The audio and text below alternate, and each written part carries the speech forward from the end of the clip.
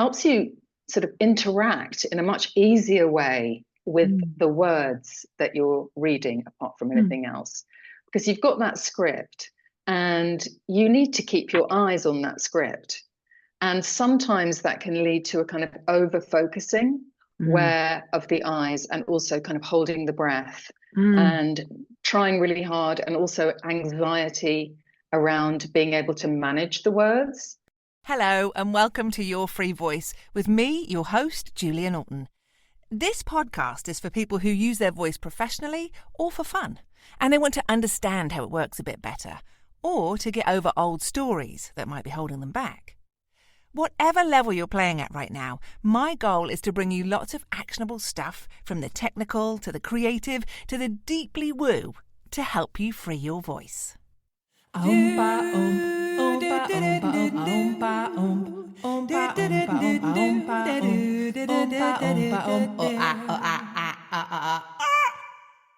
Hello and welcome back to Your Free Voice, episode 47. In this episode, I'm delighted to be interviewing my voiceover colleague, Daisy Tennant. She's also an Alexander teacher and a fellow Brit, currently living in Florence. Daisy has been practicing and teaching the Alexander technique for over 20 years. She first came across it while studying theatre at Royal Central School of Speech and Drama in London.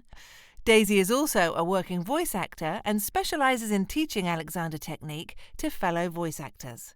Okay, let's jump into my interview with Daisy. Let's just jump in and we're just going to have a chat. we're just going to have a chat. Exactly. There we go. Thank you so much for being with me, Daisy. I'm so excited to have you on the show today. I could not be more excited. Yeah, I'm thrilled to be here. So thank you for inviting me on.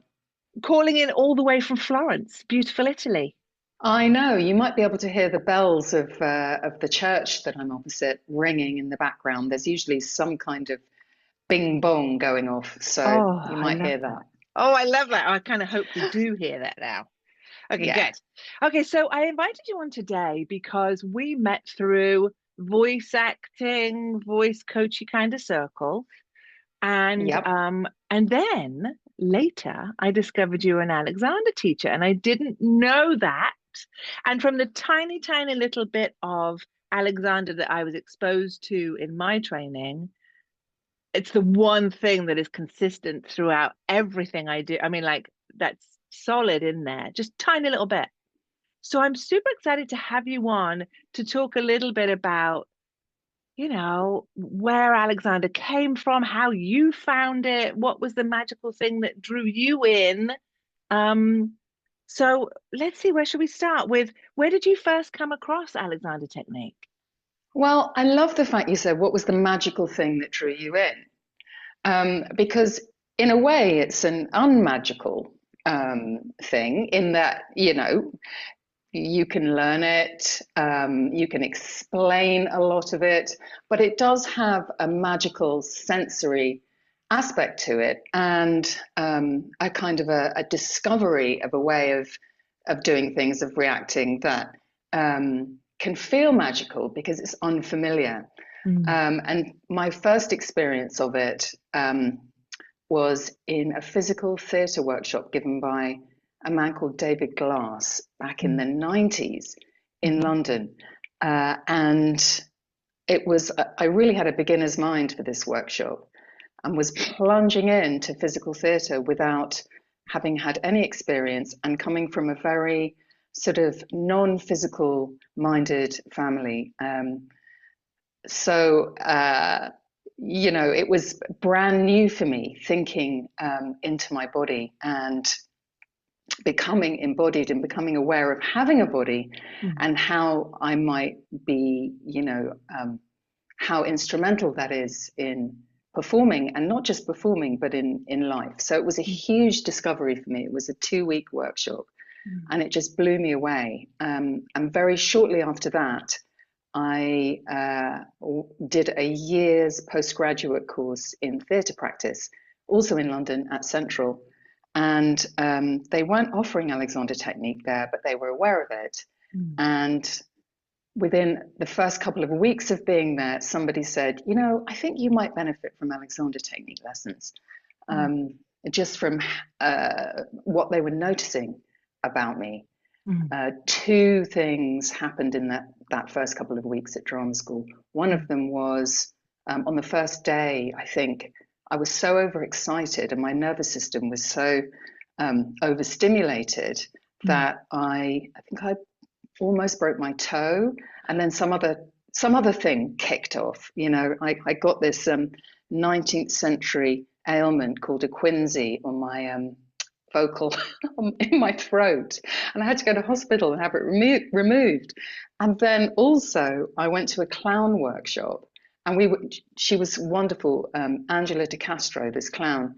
And one of her games was to just toss a ball around, a very common kind of game that you would get in a clown workshop. And there we were throwing balls at each other, catching them. And whenever anyone threw a ball at me, I just kind of screamed hysterically. And she said, that's very interesting. Very interesting that you're screaming when someone throws a ball at you.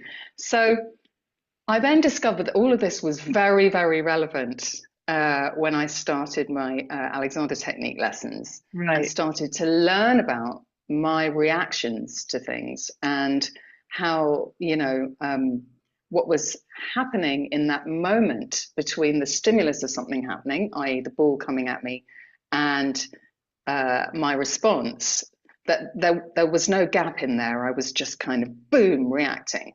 And when the stimulus was very big, i.e.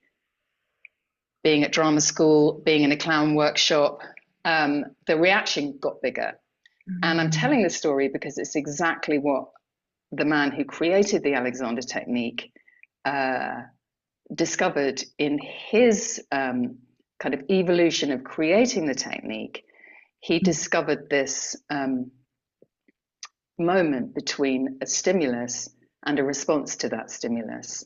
There we go. Okay, and we're back. Now the ice cream van has just gone past and everybody's running after it with their money in their hand. Let's come back to Daisy. Tell us again, have another go at telling us about Alexander.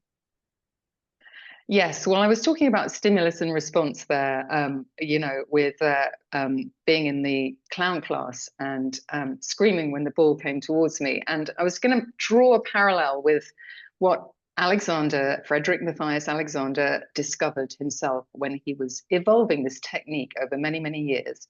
He was an actor born in the 1860s, so really long time ago. And he was starting to have a successful career reciting Shakespeare when his voice gave out on him during performances. And it was extremely frustrating and ruining his career. And the doctors that he went to see couldn't really tell him anything except, drink honey and lemon, don't say anything for 3 weeks, and all the usual recommendations for laryngitis. So he decided to look into this himself. He apparently said to the doctor, do you think my problem could be caused by something that I might be doing? And the doctor said, I don't know, you're going to have to find that out for yourself. So he went away, quite unusually, and set up a three-way mirror system so he could observe himself in the process of reciting to see if it was something that he might be doing that was causing his voice to give out on him. And he eventually did notice that he was doing several things. One of them was he was pulling his head backwards and downwards. The second one was he was depressing his larynx. And the third one was he was sucking in breath audibly. He then noticed that there was a general overall pattern of compression going on, starting at his feet, tightening his knees, narrowing his rib cage, tightening his joints. All sorts of things were going on when he went to speak. And he noticed that he was able to eventually prevent a lot of this unnecessary tension kicking in. But as soon as he went to speak, the habit came back. So he began to look at the stimulus of I'm going to recite now, and the response. And that's when I don't know if that's when. I'm telling the story as if I know exactly what happened in his mind. But one of the most important cornerstones of the technique is allowing a pause, a gap between the stimulus and the response, so that you can then reorganize yourself. He then came up with a whole series of directions, they were called, ways of thinking into your body, messages you're sending from your brain to your body that prevent your habits from kicking in and help prevent some of these obstacles that are creating a kind of shortening and narrowing and strain in the whole system, and that including your voice. Gosh, that's super fascinating. And of course it's like made my whole brain shoot off in a bunch of different directions of all the things I want to ask you about it. But so was it coming from a place, do you think? And of course you aren't Alexandra, but you like, you know, from everything you've studied and read and experienced yourself, was it just habitual responses to the stimulus, or was there underlying kind of emotional protection, do you think? Like, was he nervous about these audiences he was standing in front of, or what do you think Yeah, it was? that's a great question.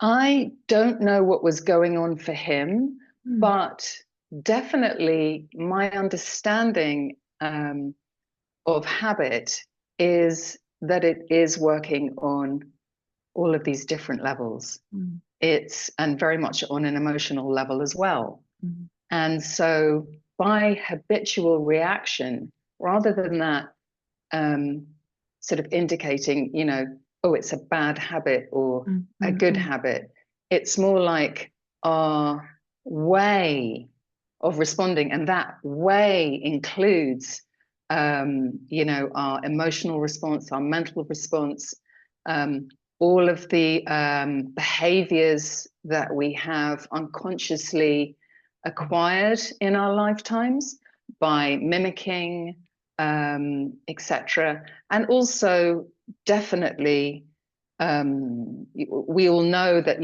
to feel downcast, and that's an Mm. old-fashioned word, Mm. but, when you look at the physicality of that, Mm. you might kind of like drop your eyes down to the Mm. ground, you Mm. might, pull your ribs in, you might kind of, basically curl up into a bit of a ball. You Mm. might create a shell out of Mm. your back so Mm. that you don't, feel so much. And Mm. so when you go through the process of starting to become aware of your habitual a way of being, and this Mm. is quite old-fashioned language in a way, the Alexander language, but you can translate it into Sure. your own language as you go along.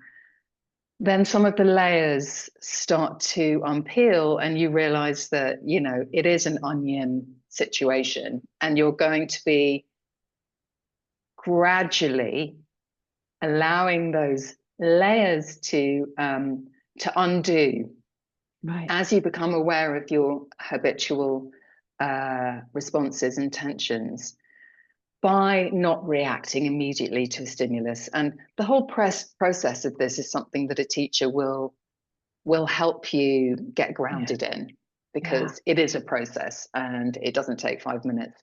But in that, as you start to unfurl, if you have been scrunched up, things will come to the surface. So it's definitely relating to bringing what's unconscious into the light.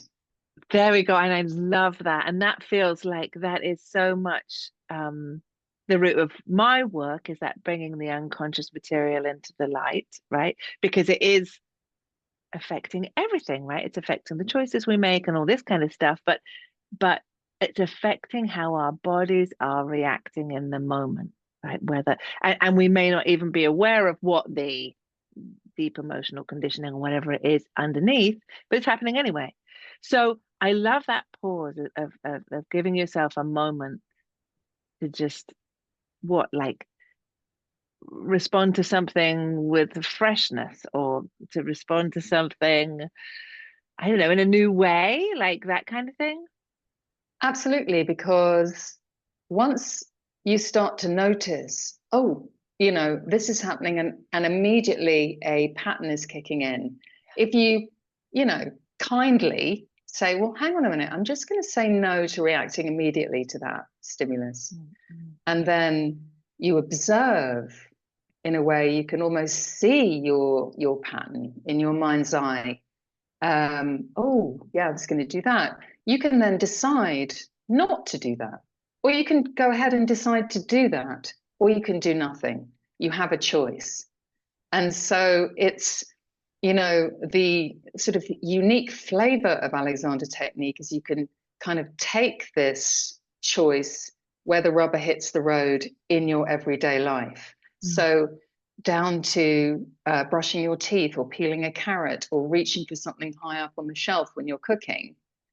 Are you going to habitually, tighten your neck, pull your head back, shorten and narrow your entire spine, stop breathing, tighten your knees, etc., just to get that tomato sauce off the top thing? Or can you stop and give yourself this new set of directions, which means when you go to do it, you do it with a lot more freedom and a lot less effort, a lot less unnecessary tension.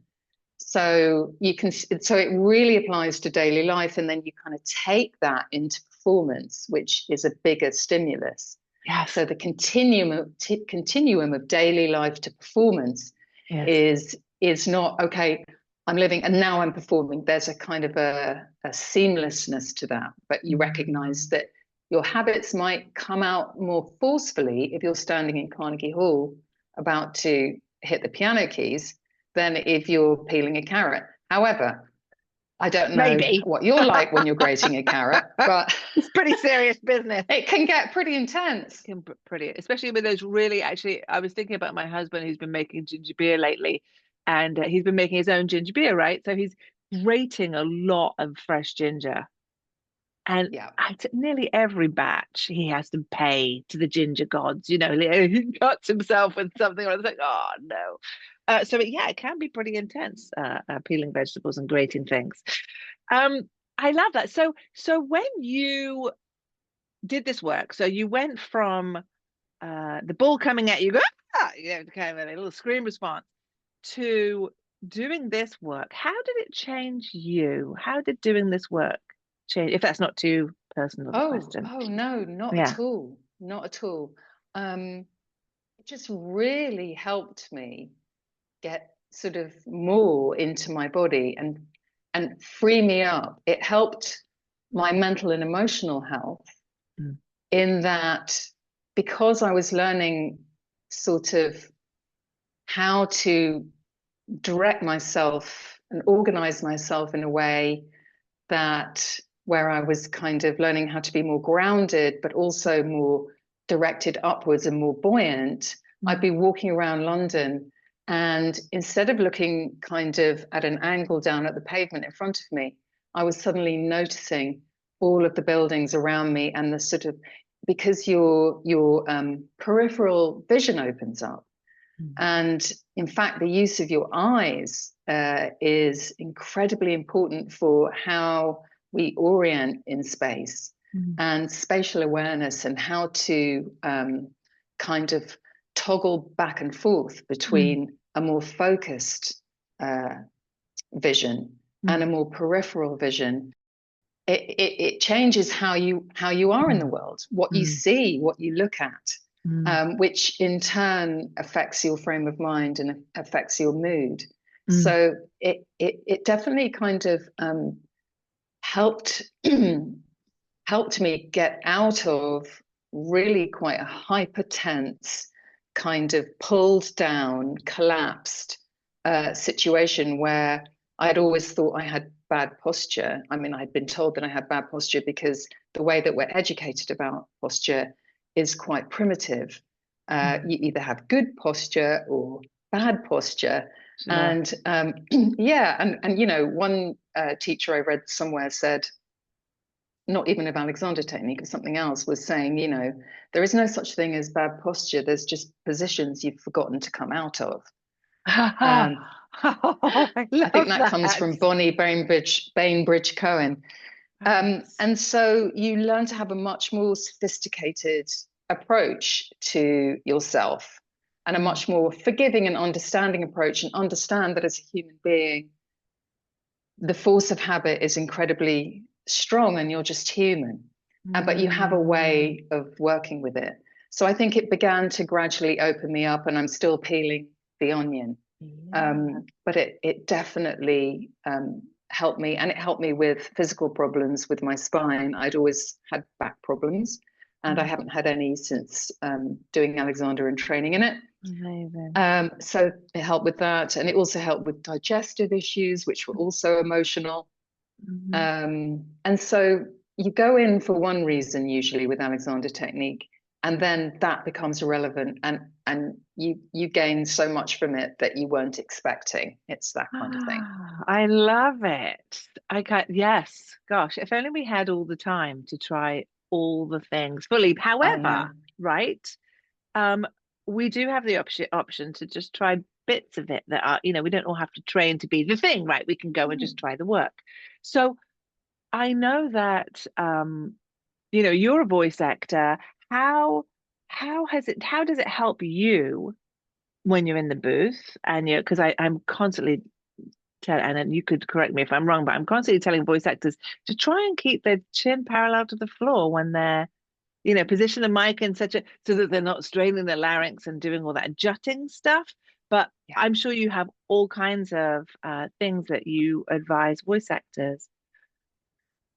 Yeah, I think it's so relevant for voice acting, Mm, partly because it's so easy to forget that you have a whole body when you go mm, into the booth, because you can become very focused just on kind of around your mouth area and the mm, mic.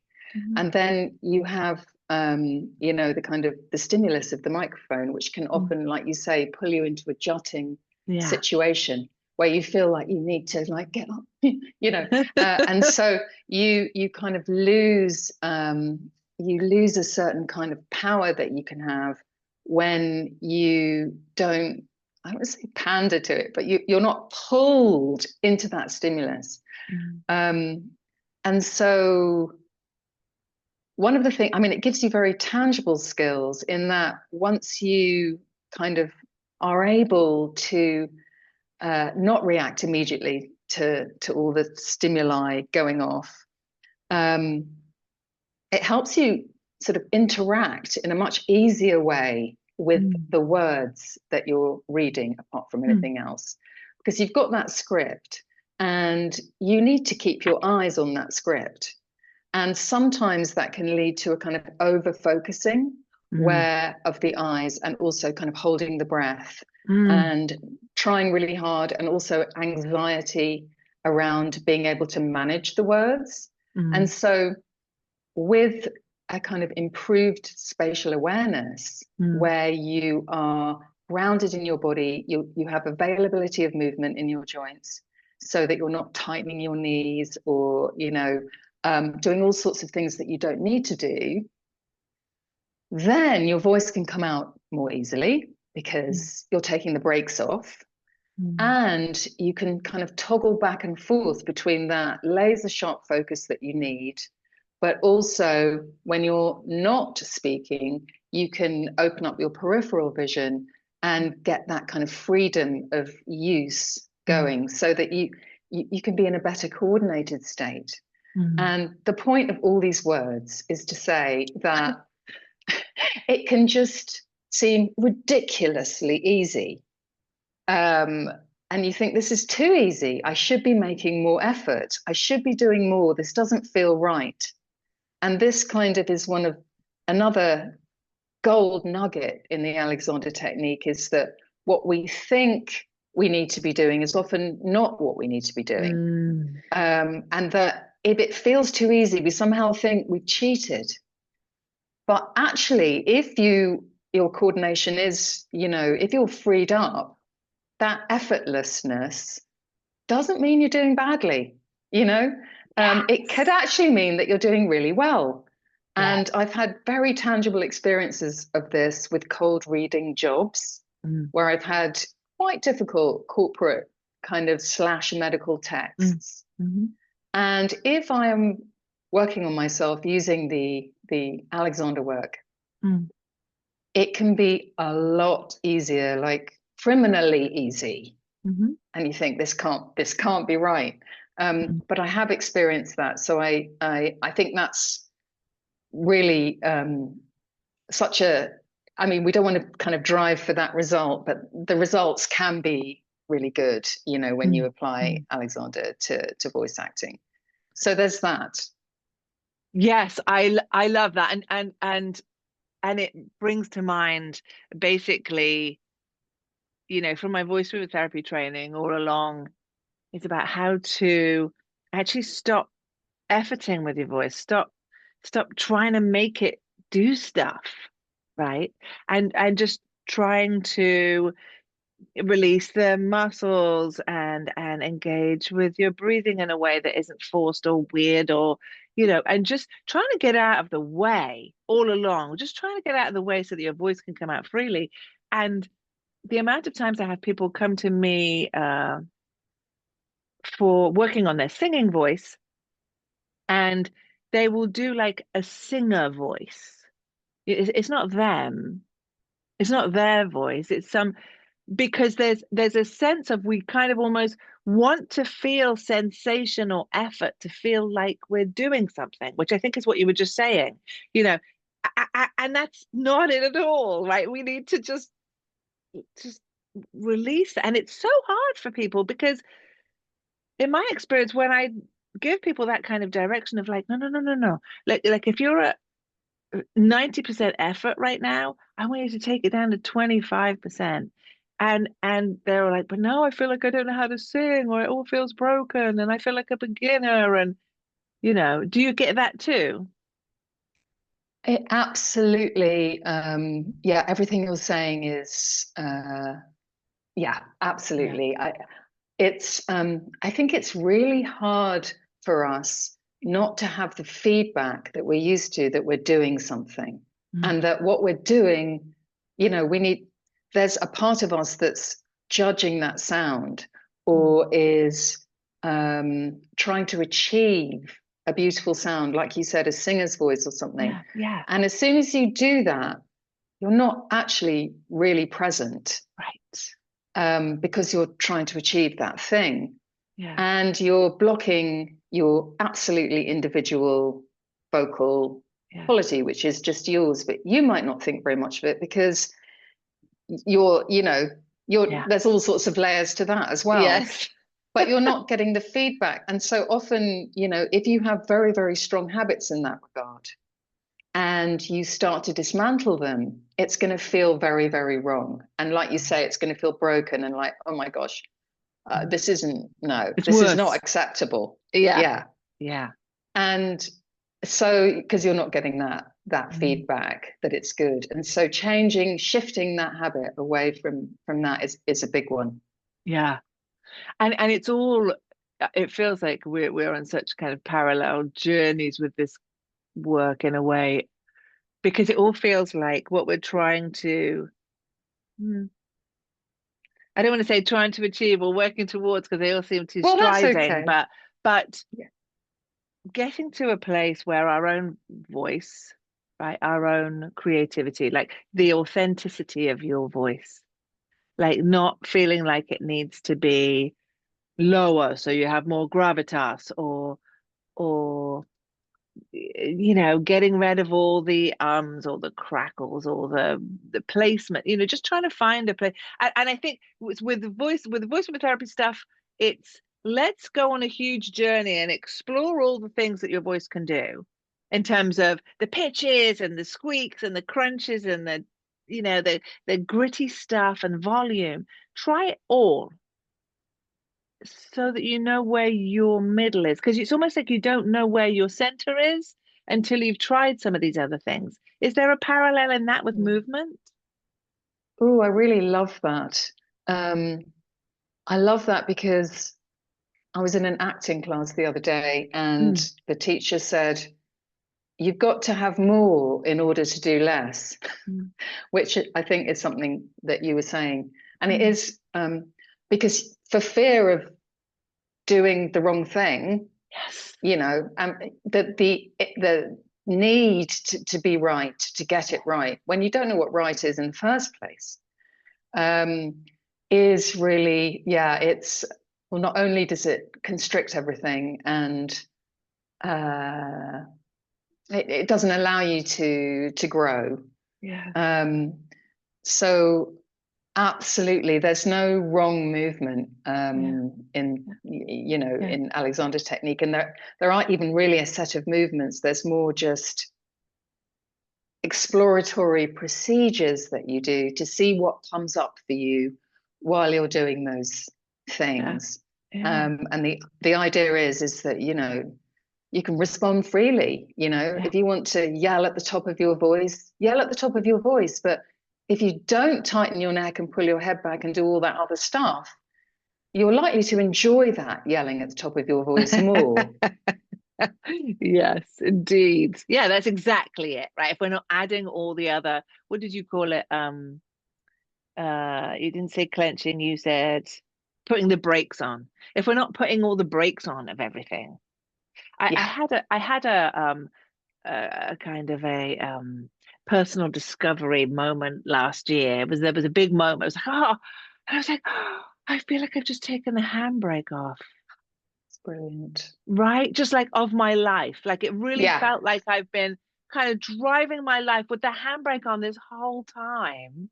It was an uncovering and an integration of some shadow material that was major for me. And I was like, oh, actually, I get to do this without trying to simultaneously stop myself and hold myself back at the same time. You know. Oh, I love it. Um, so I've got a couple of more questions I want to ask you. So you work with voice actors, definitely. Who else do you reach? And what makes your approach a bit different? well, I think traditionally, since I graduated back in 2004, I started off by working with anybody, because it Hmm. really is something for anybody. Hmm. It's a framework, a paradigm for just becoming more embodied in daily life. Mm. But it has this kind of specialty of working with performance, partly because of where Alexander was coming from, and Yeah. because he was a theatre guy.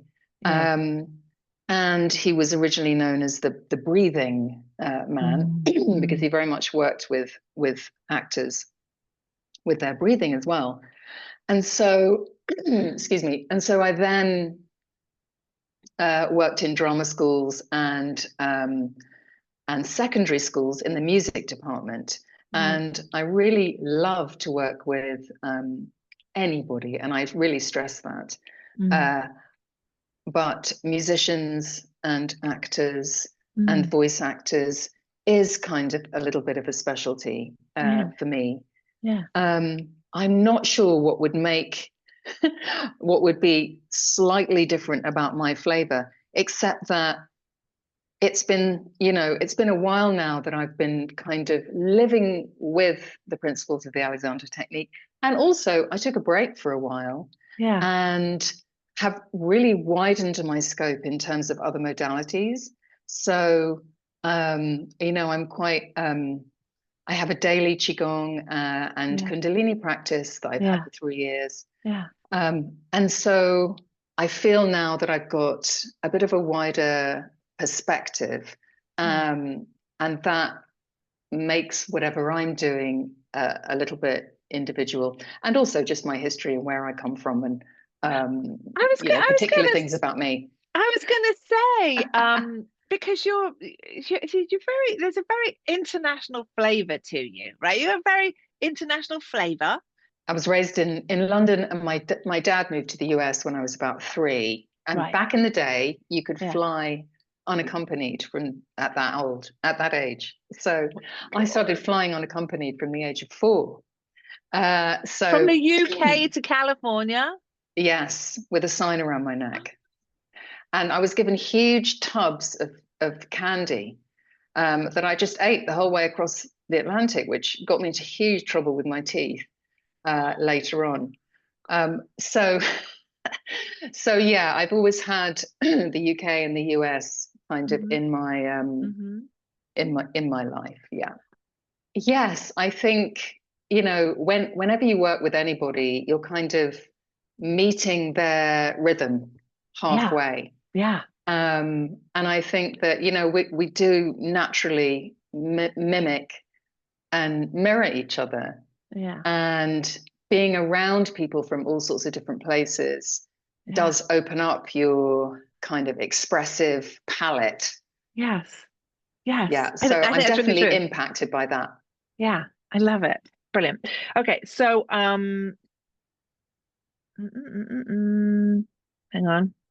Yeah. Yeah. You said Alexander was known as the breathing guy or something at one point. So can you give us a little, I mean, obviously if we're not, tensing and armoring, and if the diaphragm isn't in a big old knot, that's going to make a lot of difference. But talk a little bit about Alexander and the breath specifically. Yeah. I think that it was always looking at the bigger picture. And Mm, if you could get the whole self freed up, mm, that the breathing would respond to that and free up too. mm, mm, On the physical side of things, um, the ribs are connected to the spine, and if the spine is allowed to be at its natural length, mm, and the ribs can move in mm, relation to the spine freely, mm, and there's kind of that very natural, three-dimensional, elastic movement that mm, allows the breath to come in naturally. mm. He had one procedure. He has one procedure called procedure, one procedure um, called the whispered R, where you really allow your breath to come all the way Hmm. out, Hmm. and for a natural inhale to happen, Yeah, while you're giving yourself these directions and while you're thinking into your body and kind of encouraging a general freedom. yeah, Um, and so, there's a lot to talk about there, but I think he could get, as an Alexander teacher, you are helping to free mm, up the ribs mm, in relation to the spine mm. and get that natural Yeah, movement yeah, going so that air can come in and out yeah, naturally, and that you're yeah, going to be able to use as much air as you need for any yeah. given Right, length of sentence. right, right. Okay, great. And how have you felt? And I think this is true for all of us that we're used to working in a room with people physically. How has that transition to online coaching been? Because I know that a lot of your workshops and stuff these days are online.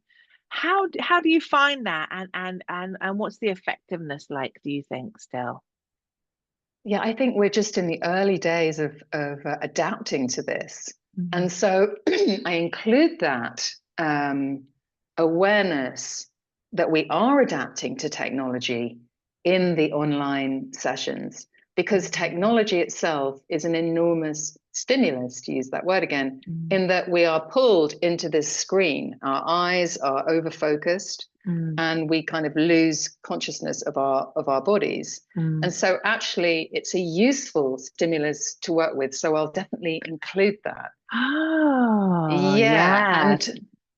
And I think since the pandemic, we've discovered that we can resonate with each other online, Yeah, that we can yeah, feel each other through the screens. yes. And we're just starting to become aware of that. So yes, it's a big shift, but I think there are, some exciting and Mm, challenging in a good way sides to that. I yeah. studied with someone. I took classes for 4 years online with Mm, someone who was doing something called conscious movement, a man called mm, Frank Bach, who's mm, retired now. mm.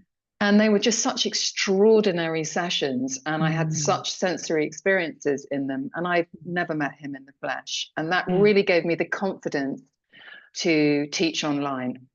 That's right. I think when you can experience it yourself and you know you can feel that you're getting something out of it. Because I'm sure, like me, I was very resistant to going online until I was kind of forced there, you know.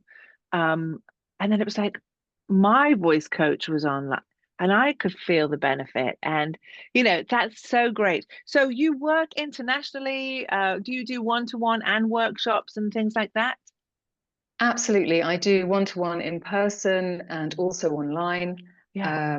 I have recently started working with GVAA, the Oh, yes. Global Great. Voice Acting Academy. Yes.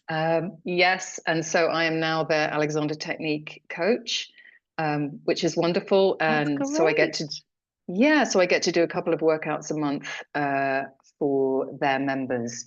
Yeah. And then I'm also working with Trina Jensen. The Together we mocap are gal, right? The mocap. the mocap girl. Yeah, she's a Yes. wonderful Alexander teacher, Yes. mocap person, Yes. one of the most highly certified people I know. And so we're working together at Skills Hub to introduce the Alexander technique there. Right. And then we also have our own stuff So do you going have on. anything coming up? Funny you should say. Yes, I do actually. I mean, I'm always available for one-to-one online and in person. But And for that, hang on, for if people wanted to just work with you on your own one to one, where do they go? email me at daisy at daisytennant.com. Okay, I'll put the link to that in the show notes. Oh, wonderful. Thank you. Okay. And then Trina Jensen and I have our 3-week Introduction to Alexander Technique course coming on in February, starting February 12th. That's on Eventbrite. It's an hour and a half a week for 3 sessions. What time of day is that for our international folks? Yes, it's 6 p.m. to 7:30 p.m. Central European time, which makes it 9 a.m. to 10:30 a.m. Pacific time and 12 to 1:30 Eastern time. And I guess that would be 5 p.m. to 6:30 Yes. UK time. Oh, that's great. Sorry to be so specific because I know people Oh always no, it's very important. wanna Time know that. is time. Absolutely. Yeah, great. And there was another one you were talking about. So that's your one with So Trina. yes, that Hmm. one's coming up in February. And then for anyone listening who happens to be a Skills Hub member, we're doing a 4-week introductory course on Skills Hub, and that will be in March. And that will be 4 Tuesdays in March. And then for GVAA members, just come along to a workout or get in touch with me to coach via my coaching page on the website there. Love it. Okay, so everyone who's listening, I cannot recommend Daisy highly enough. I think you should absolutely go and grab one of these workshops, especially if you are a member of that community, GVAA or Skills Hub. Definitely take advantage of that. If you're not, try the Eventbrite thing because she has 2-for-1s and early bird discounts and great deals. So I'm going to post all the links in the show notes. So grab them, or you could go to daisytennant.com, and that's Daisy and then Tennant, right? Is that the same spelling as David Tennant, the Doctor Who man? It is. He's not your brother or anything that I didn't know about. No, unfortunately not. I wish he was because I'd love to get his acting tips. He's so great. I So, love Daisy, is him. there anything I haven't asked you about today that you'd like to share with people? Or do you feel like you've said all the things? I mean, I'm I sure I did. feel like we've said all the things. I feel like it's one of those topics that's, you could go on forever really because Yes. you can Yeah. apply it to anything. One thing I will say is that Alexander's technique works in application to absolutely anything. So Mm, if you love running or swimming or, whatever it is that you do, Alexander technique is just going to enhance that mm, activity mm, mm. and help you take out the unnecessary effort that you're doing and have more freedom and pleasure in that activity. So I feel that's important because it doesn't exist by itself. It's in application to life. That's such a great point, and it does make me want to just share that if you are interested in doing more public speaking work, if you are in an area where you're having to present work a lot or give keynotes at conferences and you have anxiety about any of that, then Alexander Technique would be super helpful, right? And in fact, the course that we're doing in February on Eventbrite is geared towards public speakers, lawyers, teachers, trainers, anybody who is presenting material in front of an audience. So, if you think it might be able to help you, it's a great little introduction to the basics of Alexander Technique. I love it. Brilliant. Okay. Well, I'm just actually going to go and pack my bags and come to Florence because I've decided. No problem. I'm literally putting the sheets on the bed now. Yeah, there we go. Okay, great. Absolutely. I mean, I'm so intrigued by your work too, Julia, and I can't wait another time, hopefully, to delve in with you into your work. We will totally talk some more. Thank you so much for giving me the time today. I'm sure that my listeners are going to be thrilled with listening to everything you've had to say, and have a beautiful evening. Thank you, Julia. It's been an absolute pleasure. Ciao, Bella. Bye. Ciao. Thank you so much for listening. If you haven't already, please subscribe to the show and leave us a review if you like what you hear. It really helps the algorithm and helps other people find the show. And we need to share the voices that we want to hear. Okay, until next time.